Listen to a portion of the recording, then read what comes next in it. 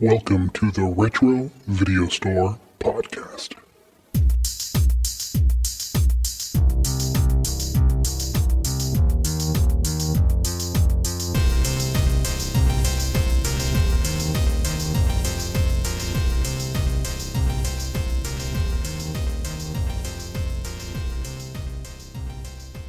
Welcome, everyone, to the Retro Video Store Podcast. I'm your host, Eric. Hi, Eric. And that's my co-host, Neil. I'm Neil. And who is back from the wild, wild wilderness on fire? Neil, I like those fireworks, and I just want to say I'm back for this shit. Yes, David. Don't be such a downer, David. Coming in with the positivity to come back and hang out with us. You know what this podcast is about. It's about good and bad movies, and this is a bad movie. Yeah, I was going to try and eat something to give myself explosive diarrhea, so I had an excuse not to be on this. Sorry, shit. You just ate some, drank some expired milk in your fridge that has been sitting there since you left on deployment. Pretty much. Turkey's not supposed to be blue. I guess I'll have a sandwich. Well, welcome back, David. Appreciate you joining us this week for this cinematic achievement called The Last Dragon from 1985. It's great. This movie's great. So you had never seen it before, David? I've never seen this, and I hope I never see it again. Wow. This is a pretty popular cult movie from the 80s. It's actually kind of widely regarded, and I was kind of amazed how many people think of it fondly.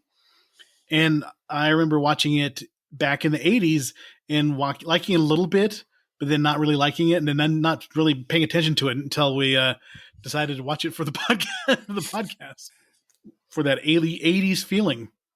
But let's do what we always do. David, you probably haven't had a chance to watch a lot of movies, but instead of just saying what have you watched, David, what have you been up to, David? Well, we went out on assignment, and we hiked in a couple miles into this fire and stayed at a spike camp, which is where you stay out for a while, and they support you with helicopters, bring you meals and all that fun stuff. And slept in an inversion of thick smoke every night that would just burn your eyes. And I stayed out there for 20 days, and then a bunch of hiking, shitting in the woods. And now I'm back. Got a helicopter flight out the other day, and this is literally the first thing I've watched in 20 some odd days. And I regret that I actually watched this one, because usually when they suck and I know they're going to suck, I don't watch it, and I just tell you guys that I played it in the background. But I actually watched this whole thing, and I had no clue what was going on the whole time. Well, Eric's been thinking a lot about you, and especially about where and how you're pooping. Yeah, if you listen to the podcast episode that just came out today about the movie The Burning, we wondered if you miss pooping in the woods, and every once in a while I wondered if you miss pooping in the woods. Sometimes you just go outside and you just dig a hole and you poop in it, and your neighbors watch you. I'll tell you what, you have the best shits in the woods, though. You get it all out. Instead of sitting down, you're at this right angle where everything just comes straight out, and what they feed you makes it come out even better. So every day on clockwork, I walked up to this rim. I was able to overlook this rim out in this canyon and just take a glorious shit out in the woods. Wow. The life of a firefighter. Yeah. No shower. And I made a mistake of not packing any extra clothes right away. So the first 15 days, same socks, underwear, clothes, all of it, no shower. But I was able to sneak out on a helicopter and grab some stuff from my truck and fly back in and change underwear and socks. You're like the Grizzly Man. I know. I went out there clean. Bear Grylls or whatever. Yeah. I went out there clean shaven, and I look like this. I don't get where you're going with that, because you looked like shit before you left. So, what's the... I felt good, though. I felt good about myself. Oh, okay. All right, good. But I'm happy to be back. Neil, what have you watched this week? Well, Eric and I both watched the same movie because we both went to the movies to see it. But I went to the theater twice this week. I went and saw Trap, the new M. Night Shyamalan movie, and actually enjoyed it. I've been really disappointed by a couple of his last movies. This one I actually enjoyed. This one was good. And I think what helped is I went and saw it at the dinner theater. We got a theater where they'll straight up serve you food and drinks, and It's just like being in your living room, except, you know, the little dude next to me that kept talking to the screen that I had to remind him, like, shh, I paid just as much as you did to watch this, so please be quiet. Please be quiet. And then I went and saw Deadpool and Wolverine. And I can't recommend both of those movies enough. They're both fun for completely different reasons. All right. That was what I watched. Eric, I know you wouldn't watch Deadpool and Wolverine. Yes, we actually went to the theater, which we haven't done in a while. Andrew and I, my son, and we watched Deadpool and Wolverine. I ate entirely too much movie theater popcorn, and I've had the shits for the past 2 days because of it. They put so much butter on it, like so much. I mean, just a terrible amount, and it took my stomach into a downward spiral. And today I finally recovered from it, and that was on Friday, and today's Sunday. It was bad. I won't let them put butter on my popcorn anymore. My over 50-year-old body has pretty much told me that is something that should not happen to me. I love it, but they put way too much. It was like, you know, seeping out of the bottom of the popcorn bucket. I used like 50 napkins, and I knew when we got out of the theater, I started feeling kind of sluggish. And I'm just like, oh, this is not good. This is not good. The movie theater hot dog and the popcorn together. Ooh, I did the nachos. I did. Yeah, it was. Whew, yeah, I did movie theater nachos. Oh! The other fun thing that happened this week: my bank account, my bank card got stolen. Oh no! Yeah, the physically stolen, or the information was stolen? The information got stolen. So that's been a lot of fun. So my funds got greatly depleted on Friday. So now we're just waiting for Monday to come around, and hopefully the bank turns off all the charges. And I've had that happen to me once. I was driving to Albuquerque, and my bank called me and said, "Hey, you're not ordering Pizza Hut and Popeyes and Wingstop in California right now, are you?" I'm like, no, I'm actually driving between Santa Fe and Albuquerque, so that would be no. And then they immediately reversed the charges, and then they issued me a new card through my phone, which is kind of cool. I didn't have a physical card, but I could use it through my phone to the new card, so that was kind of nice. They gave me a new card and everything, and I took it and I went right to Target because we had to buy some stuff, and then it proceeded to say, "No, we're not gonna allow you to do these transactions." That sucks. Yeah, so I got a new card, but I still can't buy anything with it. So I got to go back and talk to the bank on Monday. I'm like, "Hi, this was a lot of fun lined up at Target with I got groceries and all sorts of crap for the week, and then all of a sudden have to look at, you know, even though you have the money and you've obviously there's going to be a way I can pay for it, but you get really defensive and you're like, I got a job, I can fucking pay for this. I have a job. It makes you feel bad, yeah. Mm-hmm.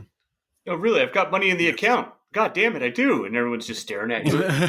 Like, seriously. All right, sir. Calm down. It's like, geez, a man of that age can't hold down a job and feed his family. Yeah. I've also watched a sad amount of the Olympics. Nothing sad about watching the Olympics, man. The Olympics are badass. Badminton, a lot of table tennis, a lot of archery, a lot of judo. God, the judo was fantastic this year. Yeah. So I've been watching a lot of the Olympics. You know what I've enjoyed watching about the Olympics? I've been enjoying watching Snoop Dogg's coverage of it. Yeah, it's pretty funny. Snoop Dogg and Martha Stewart in a fancy French restaurant. For the dressage. Yeah, I saw that too. So yeah, it's been fun. It's been fun enjoying the Olympics. Who knew Snoop Dogg was the uncle that we all didn't know we needed out watching the Olympics, having a kick-ass time? That was so funny. And I was talking to somebody about the work. Like, remember when he was the most dangerous rapper in the world about 30 years ago? And he was like murder charges and his murder charges, and murder was the case that they gave him, and he was dissing on Bad Boy Records at the Source Awards, and it was all everybody thought, oh my God, this guy's dangerous. And now he's just like you said, he's like everybody's favorite uncle that we've all forgiven for his past indiscretions.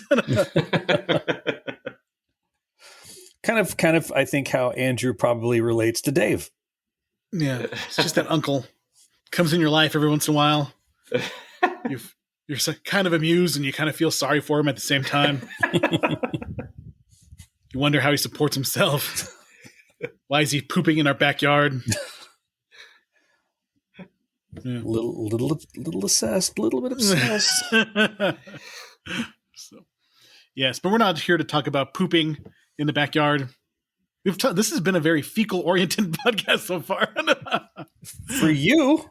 Poopcast with Eric, Neil, and David. Speaking of poop, The Last Dragon from 1985.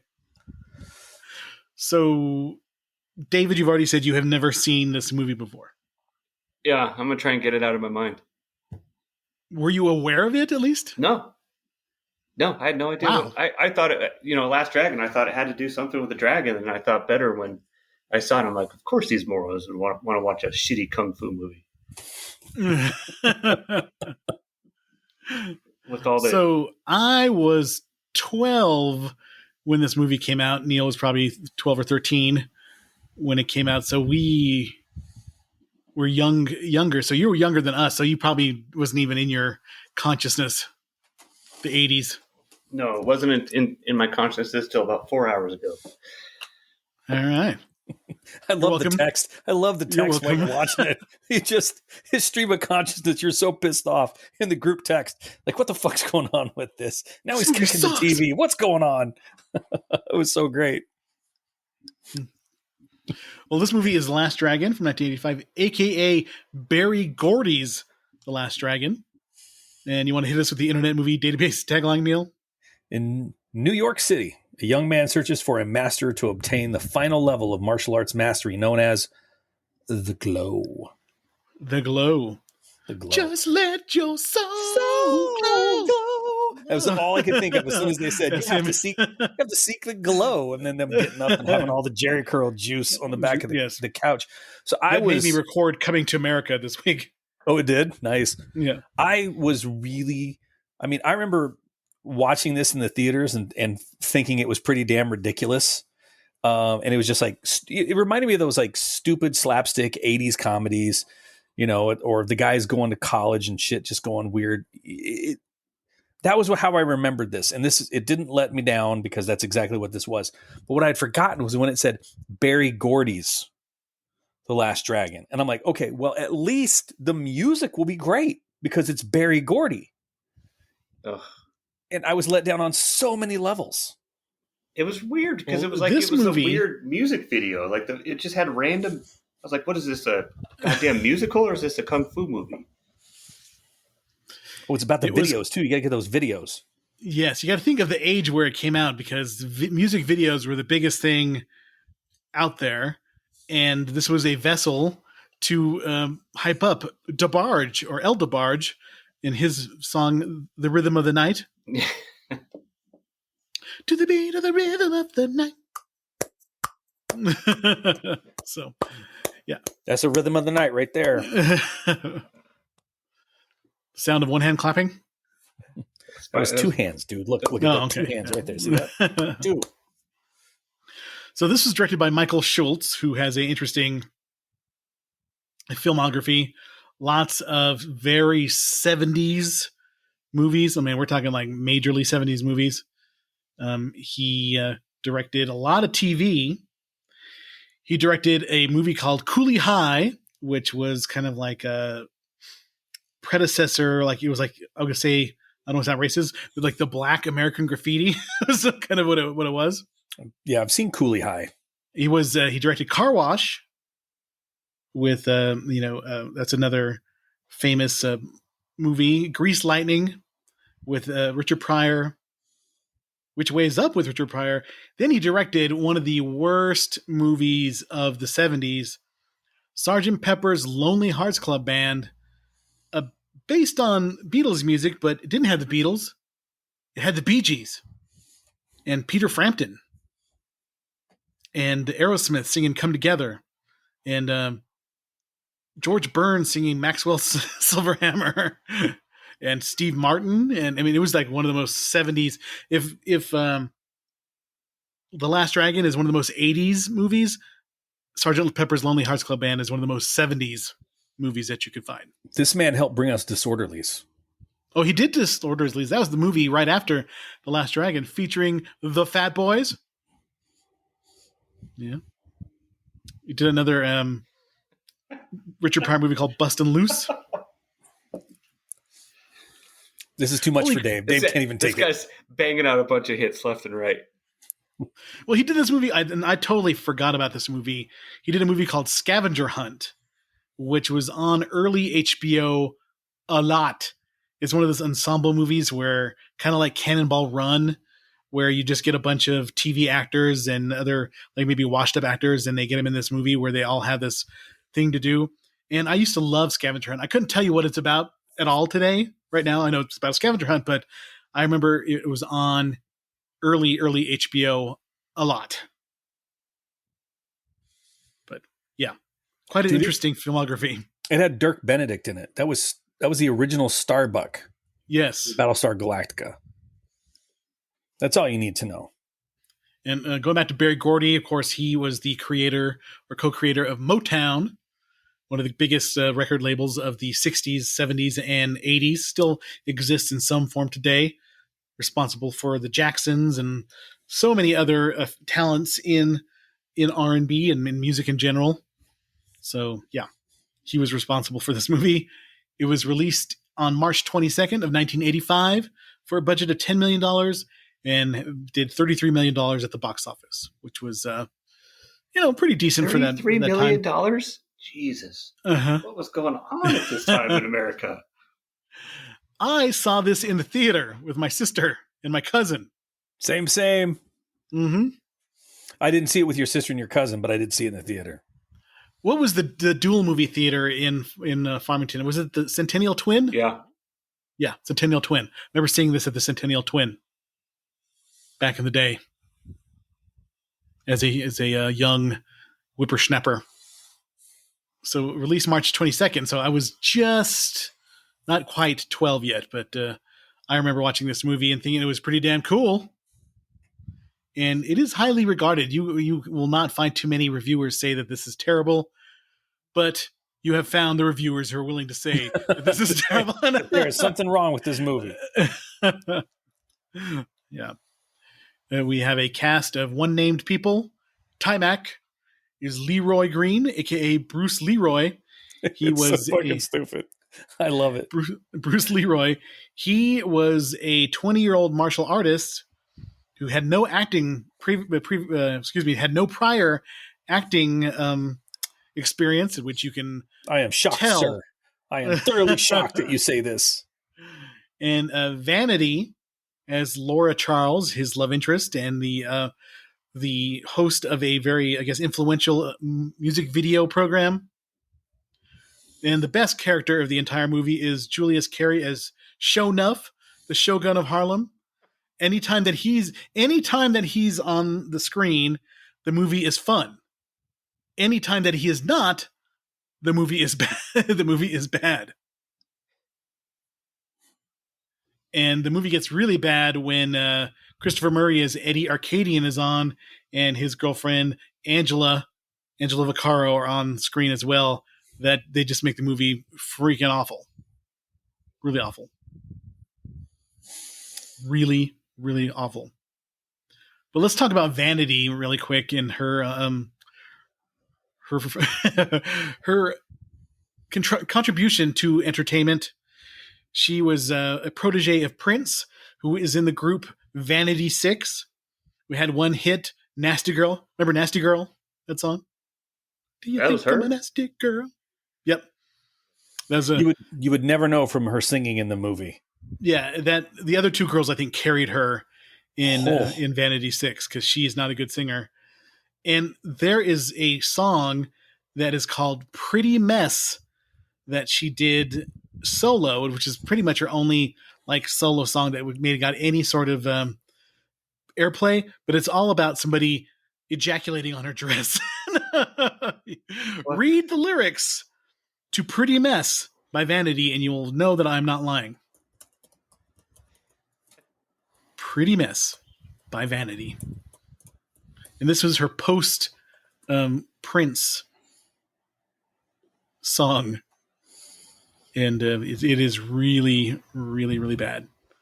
Neil, are you looking at it right now? Oh, no, I have them. I'm already there. Okay, yeah. Mm-hmm. Read the chorus. Okay, here's the pre-chorus, chorus. Oh yeah, such a pretty mess. He made such a pretty mess on my dress. Oh yeah, such a pretty mess. Oh my Such a gosh. pretty.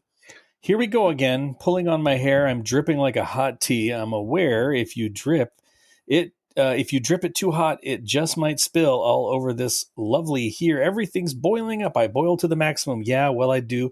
Believe, babe, you boil me bubbling, you get me in double trouble.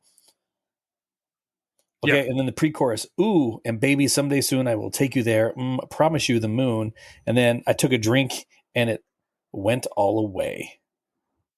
Hmm. And she was also in a movie before Prince, in a movie called Tanya's Island, where she's in a love triangle with a guy who's holding her hostage on an island and a Sasquatch. And she has relations with that Sasquatch in the movie Tanya's Island,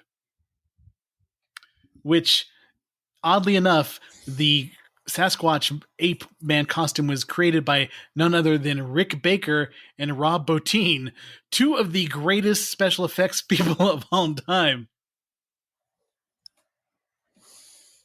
Do you want to I know what? am on a You want to know hunt what? to find Tanya's Island to watch. You want to know what Sasquatch schlong looks like? You talk to those guys. Yes, Tanya's Island. Just bringing you the background that you so richly deserve in this in this movie. Do you want to read the critical consensus? I had to dig for it because there's really not much in the Wikipedia page. I had to go and find Roger Ebert's review, which I added a little bit to it. All right. The Last Dragon opens with its hero learning from his karate master that he has at last touched the final level of realization.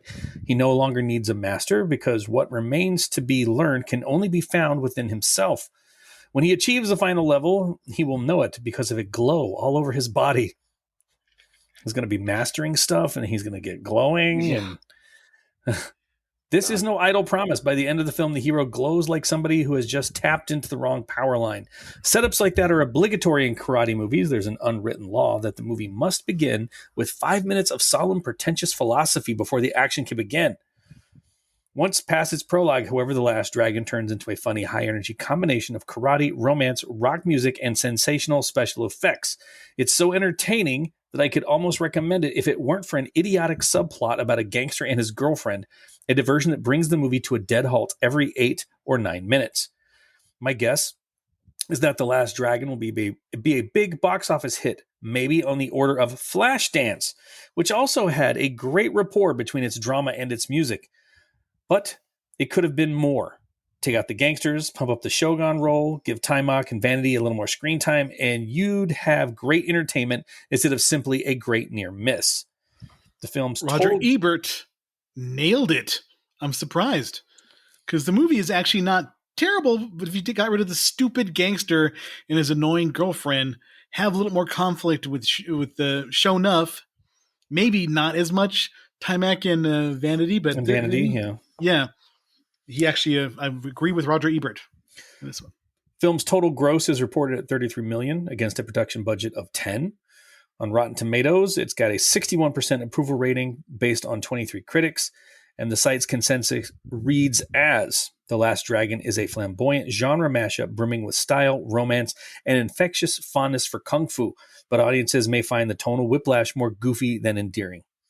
Neil Gaiman reviewed it, nice, The Last Dragon for Imagine magazine, and stated that, will black kung fu whiz Bruce Leroy find the master, defeat wicked Eddie Arcadian, beat Shonuff, the Shogun of Harlem, rescue the lovely Laura, outsmart the jive-talking Chinese fortune cookie people, and learn how to get down and boogie? Very probably. I like that they just mix, like, they just, like, let's just take Asian stuff. We'll start with Kung Fu, and then we'll put him in a shinobi outfit. And then, of course, we'll have a Shogun, which is Japanese.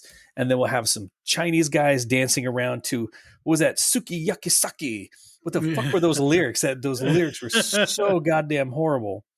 And it can't be the 80s without a couple of guys doing bad choreography and everybody gathered around. I'm like, hey, these guys are going to be the next big thing. Look at this. These guys are fucking fantastic. Loving it. David, what was your first initial reaction to watching this movie? I think it was like 2 minutes in, where the guy's shooting arrows at him, and he's like jumping around, and all the over exaggerated, sounds, and like, like whatever. And then it went into the rhythm of the night, and I thought, what the fuck am I watching right now? And I'm like, God damn, I don't know. I almost shut it off early, but I thought it's been a while since I've been with you two, and so I thought I'd stick it out, and I have regrets because I have a limited time off before my next assignment, and that's 2 hours of my life I'll never get back. Well, the movie is an hour and 47 minutes, and then you spend an hour with us talking about it. So that's like almost 3 hours. You'll never get back. Yeah. Yeah. I'm just hoping the next, 35 minutes of this podcast goes by really fast. So Motown Productions, you get the training montage. He's chopping arrows that are fired at him. Very slow arrows that are fired at him.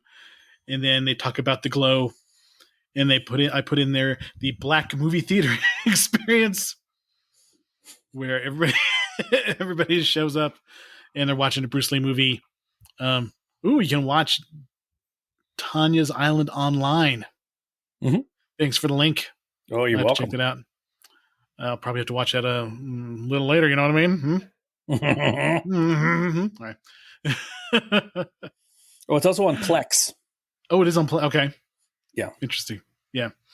And on Cult Picks. I don't know if you have Cult Picks where you're at, but you can get it on Cult Picks as well.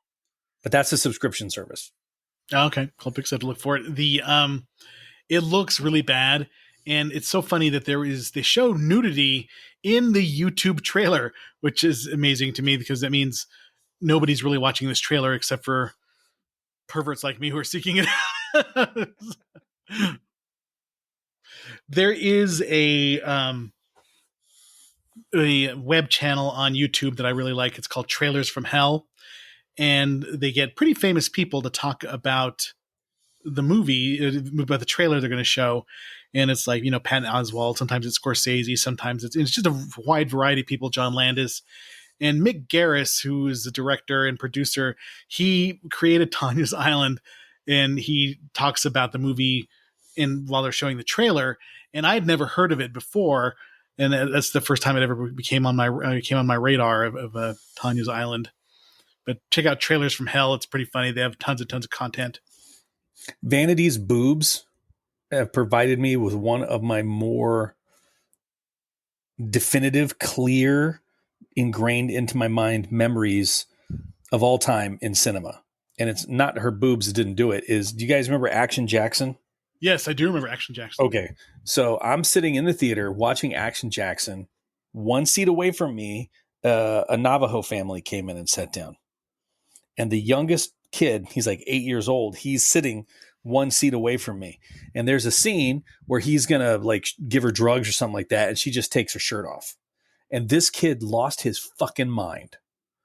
This kid was just like, whoa! He grabbed both sides of the seat and he leaned forward and he was saying something.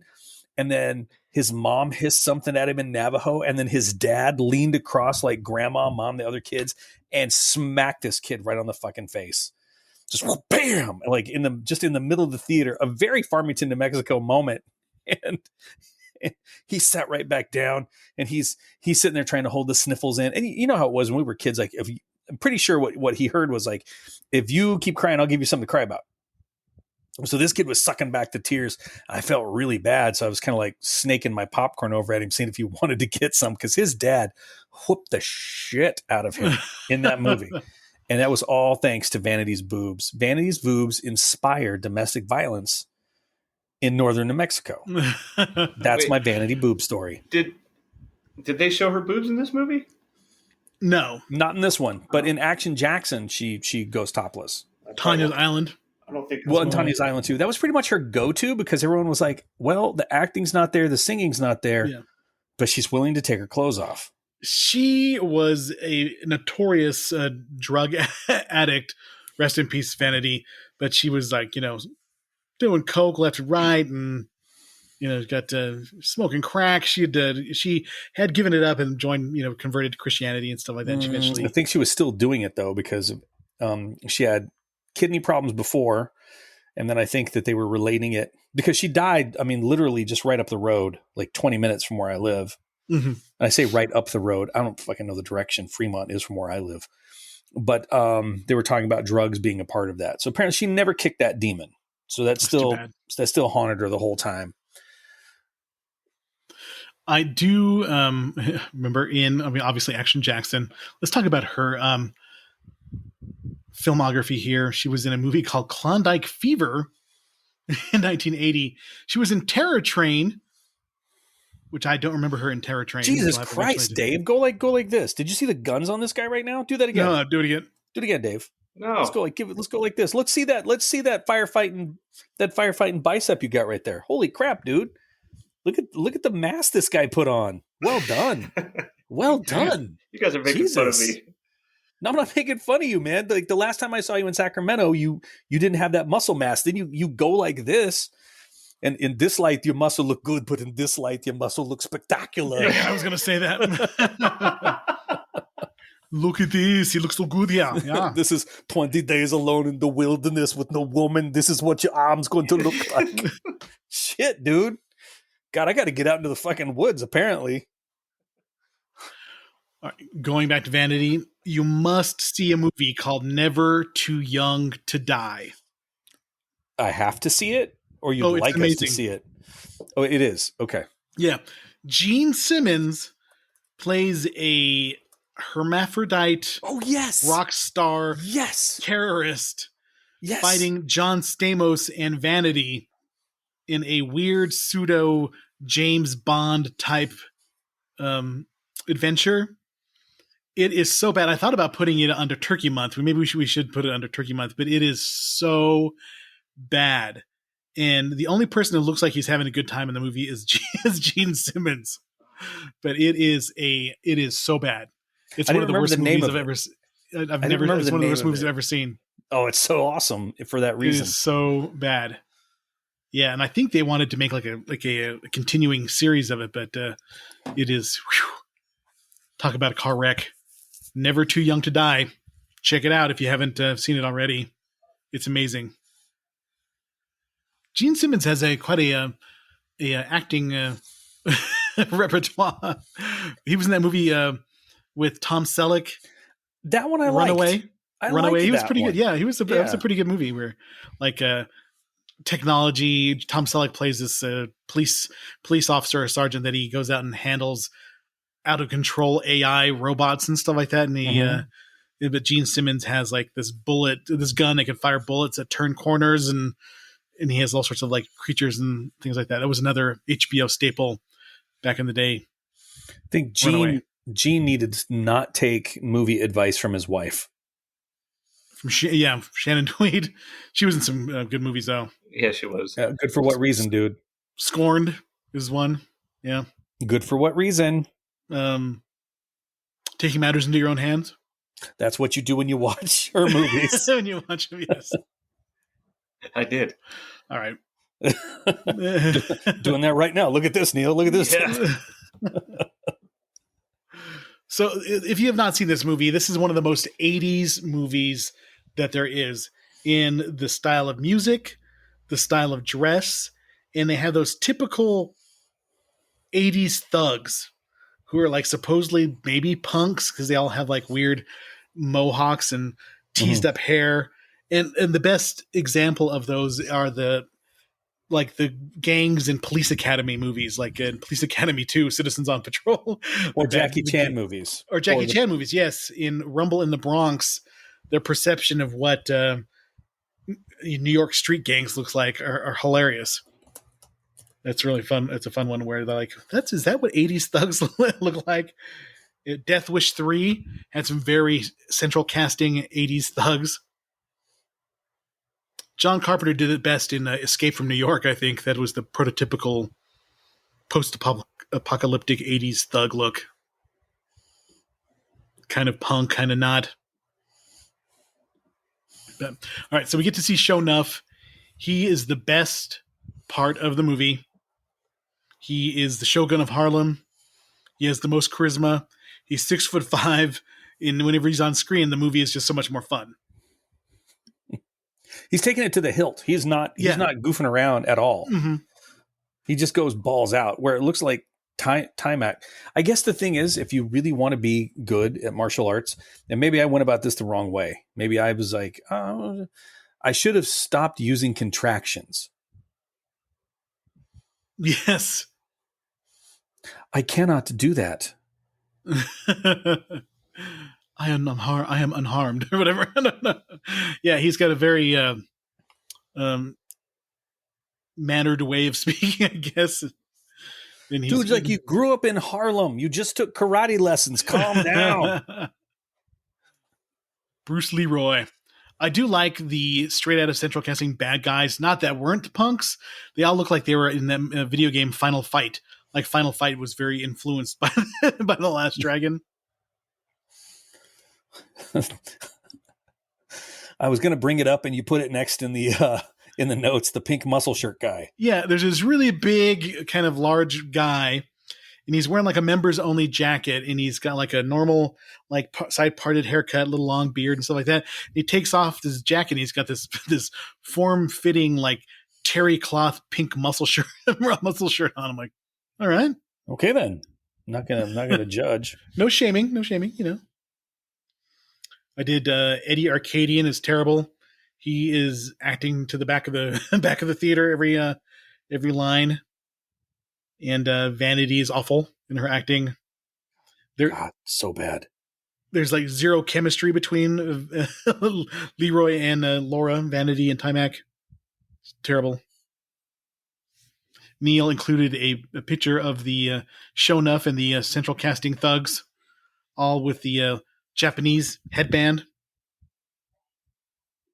The Japanese headband, though, you could buy one of those at the martial arts store at the mall. Remember that? Mm-hmm. Yep. Along with your butterfly knife and nunchucks. Neil, are you bending down to get a Japanese headband? I hope so. Oh God, I'm trying to figure out where I put it. For the non-viewers at home, Neil bent down at a screen. Okay, and I was expecting him to come up with a full. I'm going to show you the Japanese headband. This was given to me in Tokyo at the Budokan by a 9th degree black belt. The man looked like a little tiny Japanese raisin. And he said he had a gift for me because we did a demonstration and the instructors beat Jesus out of me. But I kept hopping back up and let them demonstrate their technique. And okay, you're going to love this. Hold on. This is the best part right here is the reveal. And I bet it's going to be great. Oh, it's going to be fucking awesome. Oh, yeah. Yeah, very nice. Well, it kind of looks like the one that Mr. Miyagi gave Daniel. It's goddamn cherry blossoms. It's all it is. It's flowers. And he gave me this, and he was like, so sincere. And I'm like, thank you. And I was going to take it off. And everyone's like, why are you taking that off? You got to keep that on. So I rolled around, and I didn't know if these guys were fucking with me. And I rolled around Tokyo because when we got done, they decided, like, we're going to go drinking. We're going to do karaoke. I rolled around in Tokyo, walking around with these guys wearing freaking falling cherry blossoms for like 4 or 5 hours until they finally decided to call it quits. So there's my bandana. I didn't even get something cool that said like Shinobi or strength or katana or anything like that. I didn't get a battle flag or anything like that. I got cherry blossoms. See, but that was the 80s look, though. You had your parachute pants, your kind of like, you know, your muscle shirt, and then you had your, you know, your like a lot of you had your rising sun headband, got your nunchucks. You had to have the most piss poor mustache. Yep. Mullet, your Vans. You had your checkered Vans. Or Converse. Kiss my Converse. And Bruce Leroy does a thing that always annoys me in any kung fu movie or any martial arts movie where the hero is too humble to fight the bad guy, and the bad guy makes him look like a bitch for for the first hour and a half of the movie, and it's just annoying. And as a kid, you're like, why don't you fight Bruce Leroy? Just fight back, fucker. Come on. Just fight back. Yeah. And then, it's bad. Laura is kidnapped and forced to watch Angie's video, which is against the Geneva Convention, I think. That should not be shown to prisoners of war. Exactly. It's so bad. And they know it, so they're leaning into how bad it is, but it is really bad. It's like they tried to give her strong Cyndi Lauper vibes. Yeah. God damn it. Yes, she was kind of a Cyndi Lauper stand-in, but yeah. So what was supposed to be in the tank? The water tank. Was it supposed to be like a piranhas or a alligator or something? Yeah. There's always a threat of getting dunked into this tank. He dunked his face in there. Nothing happened. Oh, he sat up and he's like, "Oh my God, is my face still here? Is my face still here?" Yeah. But his head henchman, that guy, he's been in some fun stuff. Yeah, he was in Dumb and Dumber. He was one of the guys who were following around Lloyd and Harry all over the place, and they give him he eats the super hot hot chilies, and he has a heart attack. I drive by where they shot that scene coming home from work every day. It was, oh, really? Yeah, That's funny. it was shot here in Ogden. There's a little place. So the movie it's just really not that much of a plot.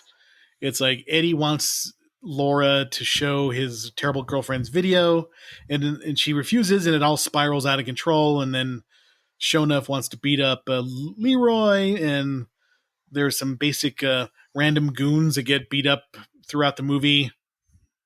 And it's pretty bad. What about those 3 clowns at the fortune cookie place? Yeah, the Chinese guys who were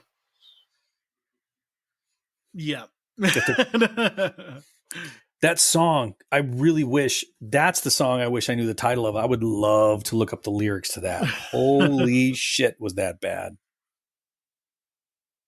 Yeah, so Leroy keeps having to rescue Laura from random thugs. He falls in love with her. His little brother's in love with her too. And yeah, this is all leading towards the finale where Shonuff and Bruce Leroy finally fight. But it takes a long time to get there. The movie's an hour and 47 minutes long. They could have cut at least 15 minutes out of this movie, and you would have been fine. They could have cut an hour and a half out of the goddamn movie. And Shonuff is gone for a long period of the movie. When they kidnap Laura and they make her watch the video, and then it's just a long time before you see him again, and the movie suffers because of it, because he's the most fun part of the movie. And when he finally shows up and they have their final fight, it's actually kind of fun. You got to see this. He's got to get motivated by that Bruce Lee montage, which they almost didn't have enough money to pay for the rights to show it. So I'm not sure what they would have done, but they actually finally got to the last minute rights to see all those Bruce Lee movies. Okay, I looked it up. It's called Sukiyaki Hot Sake Su. Yep. I'm sure you could find it on YouTube if people wanted to watch it. Oh yeah, no, totally. It's that's where I'm finding it. I was hoping to find the lyrics, but I couldn't get those. Damn it. And I had not thought of this movie in a long, long time until we decided to. Well, I won't say we, until I picked it to watch. Yeah. I'm the one who forced this on you. I'm the one who forced this movie on you. But I always remember the kid breakdancing to get out of the ropes. I just thought it was just dumb. It was so fucking stupid, but it was great. As a kid, I was like, that is so fucking stupid. He's popping and locking his way to freedom. Yes. I have a feeling just because of the way this casually has slipped into conversation that this is the way a lot of arguments go at your house. Oh, don't you remember when we decided this? Well, maybe me. You're right. We thought this would be a great idea. No, but maybe I was the one who decided that. I am kind of bossy, I will say. So, yes. But we finally get the showdown. And it's, it's worth it. It's kind of fun. I don't think Shonuff is a great martial artist. You can tell there's lots of stunt doubles going on in some of the parts of the movie. But it's fun, especially when he gets the glow and they fight. All he needed was some activator, and then his soul glowed. His soul glow, yes.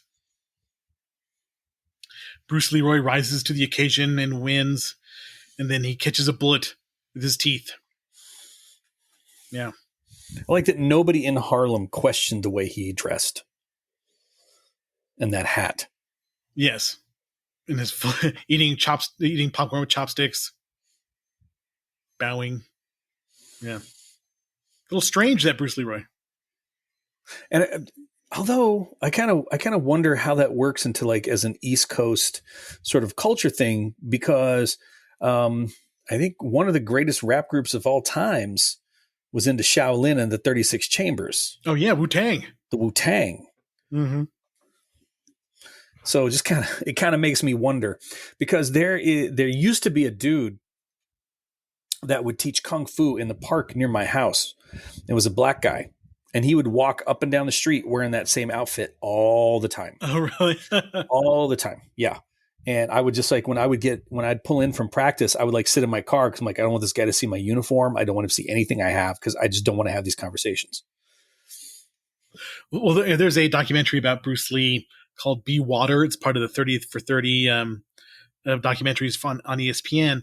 And they do talk about the impact that Bruce Lee had on the black community and how kung fu movies in general are so revered in the black community. And it's just like you and I and David as well. We grew up watching kung fu movies. There was Kung Fu Theater on the USA Network. There was always, Bruce Lee movies on at some point, and you always rented kung fu movies as kids and stuff like that. So that kung fu was just kind of in our blood to watching these movies. And I still love them.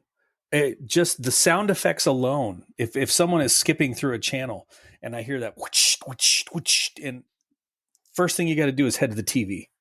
Well, Tubi has the biggest selection Yes, they do. kung fu movies. It's unreal. Mm-hmm. Many good ones and some really, really bad ones. I'm like, what? Who's going to watch this? It's like some real bottom of the shelf kung fu movies, but they do have like some Ip Man movies and some Jackie Chan and Sammo Hung and Kor Yun and Jet Li. Did I say Jet Li already? They have a bunch of those movies that are really, really good, but they also have like some Master of Cracked Fingers and Snake and Eagle Shadow.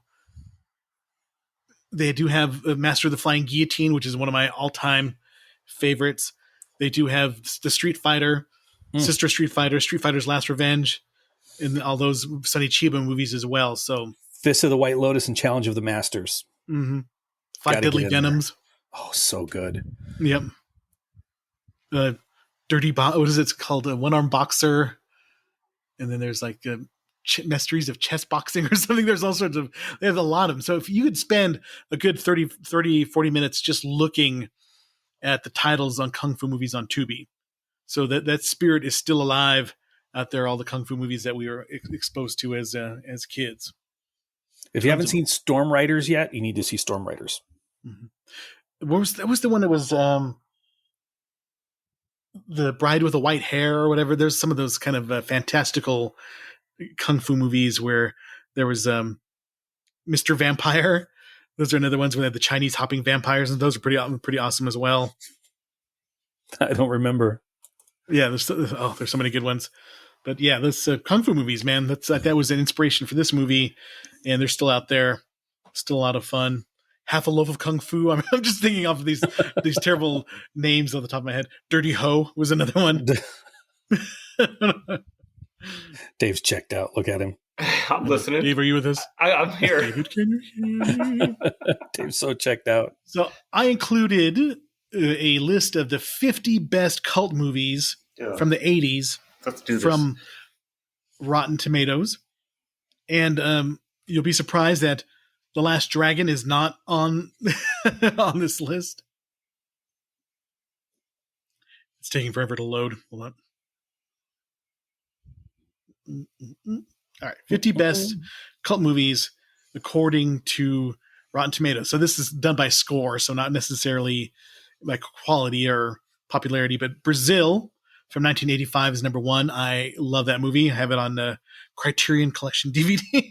Very good. It's a good one. Repo Man, that's a classic. The Princess Bride, we've done a episode on. This is Spinal Tap is number 4, which is one of my favorite movies of all time. Surprised they didn't put it at number 11 just to be ironic. Number 11, oh, that would be fun. That was one of my favorite movies of all time. We'll have to do it eventually. My wife and I were talking about this movie today, actually. Blue Velvet? Blue Velvet, yeah. Yeah. I was putting on chapstick. As I'm putting on chapstick, my wife's going, pretty. She's like, don't look at me. Yeah. We got to do Blue Velvet at some time. That's an amazing movie. Heathers, we did an episode on. Reanimator, I'm sure we'll do an episode on eventually. Raising Arizona, same. Akira, we got to do an episode on. Time Bandits, which is, they're doing a TV show on Time Bandits. Did it need to be redone? Did it really need to be redone? I'm wondering. Yeah. It's got to be. It's got to be a lot as a kid. It's got to be special if they're going to remake it. Yeah. But I remember that one very distinctly, directed by Terry Gilliam. Little Shop of Horrors at number 11. I enjoyed that one. I know you don't, Neil. Do you not like it? No, not really. I'm just skipping. I'm skipping through the list to find. I mean, I've seen. It's sad as I'm going through this list. I've seen probably 99% of everything I've looked at. I just stopped at Buckaroo Banzai. What a great movie. We're going to do that one eventually. Evil Dead 2, To Live and Die in L.A., Escape from New York. We've done an episode on They Live, an episode on The Thing, an episode on Near Dark. We've done an episode on 43, The Last Dragon. Yeah. Oh, it is? It's on here, okay. 43. Yeah, number 43. Video Jerome, and we'll get to eventually. Flash Gordon, we've done an episode on Scarface, Dark Crystal, Lost Boys, Labyrinth, Big Trouble in Little China. Man, we've done a lot of episodes based on on this list. Tron is coming up in a couple of weeks. So good. Forbidden Zone. I have watched part of Forbidden Zone. I do not understand this movie. It was awful. Awful. Maybe I just need to be in a better headspace to watching it. It is on Tubi for free to watch, and I just watched like 20 minutes. I'm like, what the hell am I watching? It's really bizarre. It is really bizarre. Sleepaway Camp, we've done an episode on. Better Off Dead, we'll definitely get to someday. Clue, we need to do one. Toxic Avenger, we've done an episode. Bad Taste, which is amazing. Streets of Fire, that's a good one. Buckaroo Banzai is definitely going to be on our short list to do. Heavy Metal, we've done some. Miami Connection, I've not seen this one yet. I've heard a lot about it, but I have not seen it yet. It's supposed to be freaking terrible. UHF, funny. The Last Dragon, okay. Return to Oz. I just remember the Wheelers and then people with heads floating around in that movie. That's the only thing I remember. Yeah, they were the trippy part of that. That Return to Oz was a little bit dark. Yeah, pretty dark. Poor Dorothy came back from a insane asylum or something. Monster Squad, done an episode on. Elvira, Mistress of the Dark, we got to do eventually. Mommy Dearest is, maybe we'll do that for Mother's Day next year. That movie was a lot. Electric Dreams, I remember that one. Legend of Billie Jean, terrible. Hard Ticket to Hawaii. I remember you and I watching some Andy Sedaris movies at your house when your parents were away. Yeah. They had to be out of the house. There's the only way that was going to be watched in my home. Yes. Hard Ticket to Hawaii. We've got to watch that one. David, have you seen Hard Ticket to Hawaii? No, I've never even heard of it. Oh, man. Andy Sedaris has a bunch of movies that are very low budget. And the main thing about them is that there are guns and there are boobs. And most of the boobs are provided by Penthouse Pets of different varieties. Julie Strain was in a lot of those Andy Sedaris movies. They were definitely those you would rent at the video store at front row seat and sneak home and watch in your room. Yeah. So that's a pretty good list. Check it out. The best 80s cult movies on Rotten Tomatoes. That's a pretty good list. And we've hit on quite a few of them. Not intentionally, just in the course of doing movies like we do. Box office from the year 85 is pretty interesting. Back to the Future obviously was number 1, which we've done an episode on. Beverly Hills Cop, First Blood Part 2, Rocky 4, we just did an episode on. Goonies, European Vacation, Breakfast Club, Pee-wee's Big Adventure. We went right over Witness. Witness, that's the one with Harrison Ford and the Amish people, right? Yeah, you be careful out there among the English, John Book. Commando, Teen Wolf, Amadeus, Fright Night, Friday the 13th, A New Beginning, The Black Cauldron, The Nightmare on Elm Street, Invasion USA. The Care Bears movie. Remember when we went and saw that? I do. No, I remember actually my little sister watching that movie quite a bit. Return of the Living Dead, Followed by That Bird. I remember that one was about Big Bird leaving Sesame Street. It was kind of traumatizing, especially to my 3-year-old sister when we watched it. You skipped 62, which was 62. Good. Oh, Remo Williams. Yeah, sorry. Went back for that one. Life Force. We'll have to do that one. American Ninja. Color Purple. Breaking 2, Electric Boogaloo. Jim Cotta. Classic. Rainbow Bright and the Star Stealer. Godzilla 85. An interesting year. 85 is pretty good. Watched a lot of those movies on video. Night of the Comet. So we are going to do some movies in the next few weeks that are different than our normal stuff. We're actually going to talk about a comedy next week when we do Back to School with Rodney Dangerfield, which I have not seen in a while. I remember watching that one quite a bit as a kid. And of course, you got Rodney doing his Rodney stuff. I didn't see anything. Yeah, perfect. But it's also perfect for the Olympics diving when you think about Rodney Dangerfield's diving in the movie. What is it? The triple landing?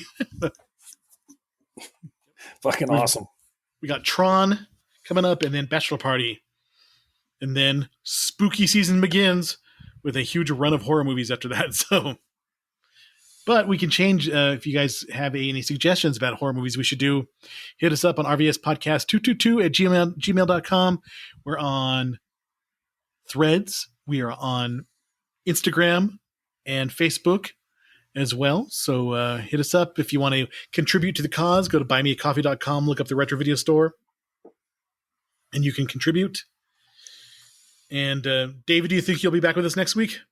Well, maybe. There's a good chance it'll be maybe next week, but probably not after that for the next 2 or 3. So you got to be there for Back to School, dude. I hope so, yeah. But I think right now I'll go back to work, then I go available again the 8th or 9th, so Thursday or Friday. But we'll see where I end up. Cool. Neil, anything to add? Not a thing. Come visit us on Threads. It's a lonely, lonely place there. I know. I find myself going back to Twitter against my best instincts, and it's just full of trash. So bad. Yeah, I haven't gone back. I got rid of the app, and I God knows if the login information is still stored on my phone. Mm-hmm. Yeah, but if you have any serious suggestions for spooky season, now's the time to put them in. We've kind of have a tentative schedule with a couple of Italian horror movies that I'm sure David and Neil will enjoy. Yeah, any other movies you guys want to watch, just let us know. For spooky season, DM on Instagram, hit us up on Threads, or always at rvspodcast222 at gmail.com. I'm willing to give out Eric's home phone number if you guys can find some other shit to watch instead of these fucking Italian movies. I actually don't mind. We're going to talk about 2 of the best, though. I don't mind the Italian movies. Yeah. Are they better than The Last Dragon, David? Yes. I find them way more entertaining. All right. Thanks, everybody. We appreciate it. Everybody, have a good week. Bye, everybody. Thank you for listening to the Retro Video Store Podcast.